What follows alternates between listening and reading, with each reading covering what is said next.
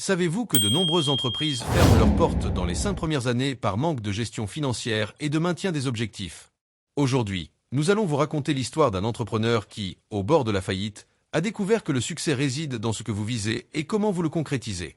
Préparez-vous à une information qui peut changer vos perspectives. Écoutez le message de Tito. Sans excès. Recherchez toujours la sobriété et le naturel. L'artificialité non seulement fausse la perception, mais génère aussi une usure inutile pour l'équipe et les ressources. Soyez sobre et authentique en tout, du mobilier à votre posture et à la culture de votre entreprise. Si vous essayez de montrer plus que ce que vous êtes réellement, vous finirez par vous perdre dans la superficialité. Le succès réside dans ce qui est authentique et bien fondé. Aujourd'hui, nous allons explorer comment cette vérité a transformé la vie d'un homme et de tous ceux qui l'entourent. Restez avec nous, car Apollo va raconter une histoire qui prouve, moins c'est plus, et l'essentiel est invisible aux yeux. Victor, 32 ans, était un homme d'affaires prospère, ou du moins, il en avait l'air. Son entreprise, Bois et Rêve, spécialisée dans les meubles sur mesure, célébrait 9 ans d'existence, avec 40 employés et une réputation solide bâtie au fil des ans. À première vue, les chiffres étaient corrects. Un portefeuille enviable, des clients fidèles et une présence croissante sur les réseaux sociaux. Cependant, ce que peu de gens savaient, c'est que, dans les coulisses, la réalité était bien plus complexe et angoissante. Les chiffres, loin d'être positifs, devenaient une prison. Le flux de trésorerie n'avait pas été positif depuis 2 ans, et les dettes s'accumulaient chaque mois. Les fournisseurs faisaient pression, exigeant des paiements en retard, et Victor, pressé par l'urgence de la situation, a commencé à payer les salaires en utilisant des prêts personnels, dans une tentative de sauver les apparences et de garantir la stabilité de l'entreprise. Le poids de la crise financière est devenu un fardeau de plus en plus difficile à porter. Mais il y avait quelque chose d'encore plus dévastateur, la crise existentielle.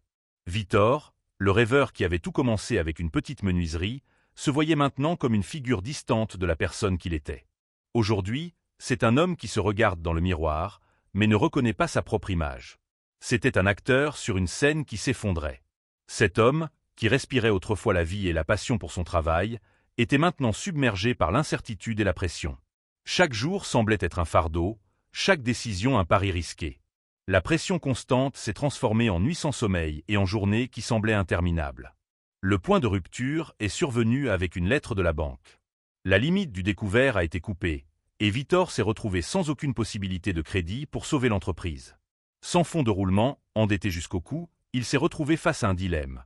Fermer les portes et admettre la défaite, ou aller de l'avant avec une décision radicale et sans garantie. C'est alors qu'il se souvint des paroles de son grand-père. « Mon fils, quand il ne reste rien, il reste la vérité. » Il savait qu'après tant d'années de façade, il devait faire face à la dure réalité. Il n'y avait plus de place pour les déguisements. S'il y avait quelque chose de positif, c'était le fait qu'il lui restait encore l'essentiel, son équipe. Victor a décidé qu'il ne pouvait plus vivre dans l'ombre des apparences. Il a organisé une réunion avec tous les employés, sans fioriture ni discours de motivation vide. « Nous sommes en train de couler », a-t-il dit, la voix un peu hésitante, mais ferme. Mais nous allons tenter une dernière action, couper tout ce qui n'est pas essentiel. Ce n'était pas seulement une phrase choc. C'était une proposition risquée, une tentative de sauver ce qui restait, en se concentrant sur ce qui importait vraiment. La première coupe a été la plus douloureuse, le bureau luxueux en centre-ville. Cet espace représentait tout ce que Victor avait conquis jusque-là. Sophistication, statut, succès. Mais il savait que cela n'avait plus de sens. L'entreprise avait besoin d'une réinvention radicale. Victor a vendu les meubles design, le bureau a été libéré et, à sa place, il a loué une petite maison à côté de son entrepôt de production qui se trouvait en périphérie de la ville. Il y a emmené son équipe et a déclaré « Si nous devons couler, faisons-le ensemble et avec dignité ». C'était le début d'une transformation non seulement financière, mais aussi de sa mentalité personnelle et de l'entreprise. Ce qui semblait être une décision difficile s'est révélé libérateur. Victor a commencé à éliminer les coûts invisibles, ces dépenses qui passaient inaperçues mais qui consommaient les ressources de manière insoutenable. Il a annulé les abonnements à des logiciels qu'il utilisait peu, a éliminé les déjeuners coûteux avec des clients qui n'apportaient pas de retour, et a même remplacé la machine à café à capsule par une simple cafetière à filtre. Chacune de ces coupes représentait un acte de courage, mais aussi d'humilité. Il était prêt à perdre ce qui semblait essentiel pour sauver ce qui importait vraiment. Le plus grand défi, cependant, n'était pas financier. C'était le changement culturel au sein de l'entreprise.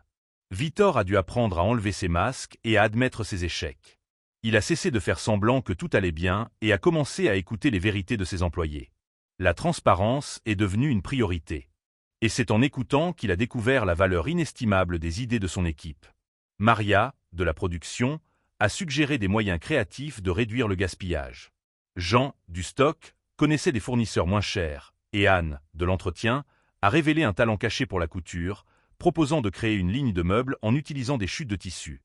Chaque nouvelle idée a apporté un souffle d'espoir et a révélé la force du collectif. Cependant, il y avait toujours une peur persistante. Victor craignait que sa vulnérabilité soit perçue comme une faiblesse et que la transparence de sa situation financière puisse éloigner encore plus les clients.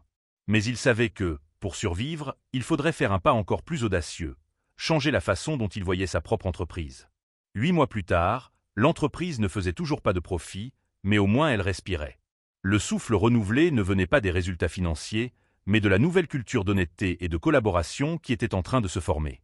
C'est alors qu'un nouveau client de l'entreprise a demandé à Victor de s'impliquer dans un projet social, meubler une école du quartier avec un budget très limité. Bien que ce fût un contrat qui n'apporterait probablement pas de bénéfices financiers, il avait un grand poids symbolique pour Victor. Accepter ce projet fut, pour lui, un acte de foi. Il savait qu'en s'engageant, il ne se connectait pas seulement à la mission de son entreprise, mais se mettait aussi au défi de tenir une promesse de renouveau.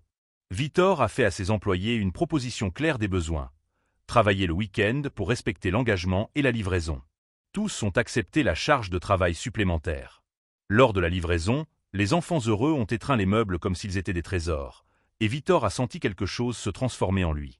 La dernière action ne concernait pas la survie, mais le fait de renaître avec un but renouvelé. Il a réalisé qu'il faisait plus que sauver une entreprise. Il reconstruisait sa propre âme. 1 an et demi plus tard, Bois et Rêve avait non seulement remboursé ses dettes, mais avait également lancé une ligne de meubles durables, fabriqués à partir de bois de reboisement. Les employés, qui n'étaient auparavant que des collaborateurs, sont devenus des associés minoritaires, partageant les profits et les défis de l'entreprise. Victor ne possédait plus de voitures de luxe ni de façades clinquantes, mais il avait conquis quelque chose de bien plus précieux. Une équipe qui croyait en lui et une communauté qui le voyait comme un exemple de résilience. La sobriété n'est pas la pauvreté, a-t-il dit à un journal local, lors d'une interview. C'est la liberté. La liberté d'être qui vous êtes, sans masque. En regardant en arrière, Victor a réalisé que la vraie transformation ne s'était pas produite dans les finances, mais dans sa préparation personnelle. Il a finalement compris que le succès ne dépend pas seulement des conquêtes externes, mais de la capacité à faire face aux adversités, à écouter la critique et à chercher la force non seulement en soi, mais aussi dans l'orientation divine qui l'accompagnait dans chaque décision. L'acceptation de la critique, qui le paralysait auparavant, est devenue un outil de croissance et d'évolution. Il s'est promis de ne plus se détourner des besoins réels de l'entreprise. Nous avons vu dans l'histoire qu'Apollo nous a raconté que Victor, enthousiasmé par le développement de sa menuiserie, a dispersé ses efforts sur des objectifs qui n'étaient pas ceux de l'entreprise. Nous trouvons dans la parole une orientation contre le gaspillage, comme dans l'évangile de Luc, chapitre 16, verset 10, « Celui qui est fidèle dans les petites choses est aussi fidèle dans les grandes ». Ce passage fait écho à la décision de Victor de commencer à valoriser l'essentiel. Jésus enseigne que l'intégrité dans les petites choses prépare à de plus grandes responsabilités. En coupant les excès, Victor n'a pas seulement économisé des ressources, mais il a prouvé que la fidélité aux principes, même en temps difficile, attirait des bénédictions inattendues. L'école meublée fut le « peu » qui devint beaucoup, un nouveau marché et une réputation reconstruite. Nous trouvons dans le livre des Proverbes, chapitre 11, verset 1, « Le Seigneur déteste la balance fausse, mais il se réjouit de la mesure exacte. » La malhonnêteté ici n'est pas seulement financière, mais existentielle.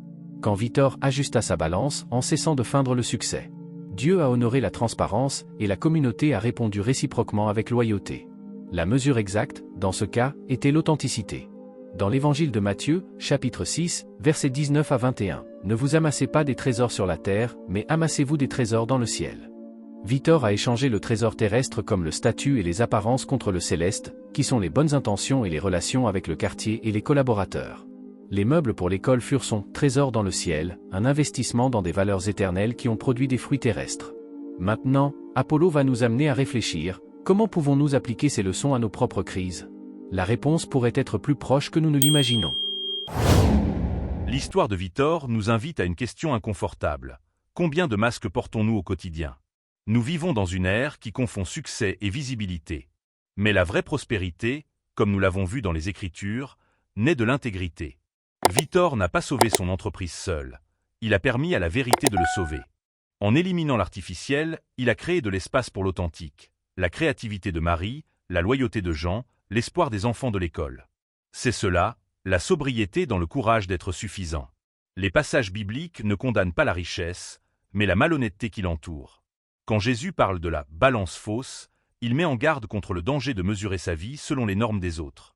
Victor a appris que le « beaucoup » n'est pas d'avoir plus, mais des « être plus ». Et pour vous, que serait-il idéal d'éliminer de votre vie pour trouver l'essentiel? Nous continuerons à discuter et à nous améliorer lors de nos rencontres. Dans la description, vous pourrez trouver une approche sociologique intéressante de ce qui a été présenté dans cette vidéo. Si cette vidéo a fait écho en vous, aidez-nous à faire passer ce message. N'oubliez pas de vous abonner et d'activer la cloche pour ne pas manquer nos réflexions hebdomadaires. Vos commentaires sont notre carburant. Partagez vos propres histoires de sobriété et de transformation. Ensemble, nous pouvons construire une communauté qui valorise l'authentique. Utilisez cette vidéo pour aider une personne qui a besoin d'entendre ces mots. C'est formidable que vous soyez arrivé ici pour que nous puissions vous offrir une autre vidéo qui est maintenant à l'écran. L'idée est d'améliorer l'introspection sur le sujet. Encore une fois, merci d'être ici et de faire partie de Pensez fort. Ces chemins nous mèneront vers le développement et la croissance de nos consciences. Restez attentifs et dévoués comme nous, et nous nous reverrons bientôt.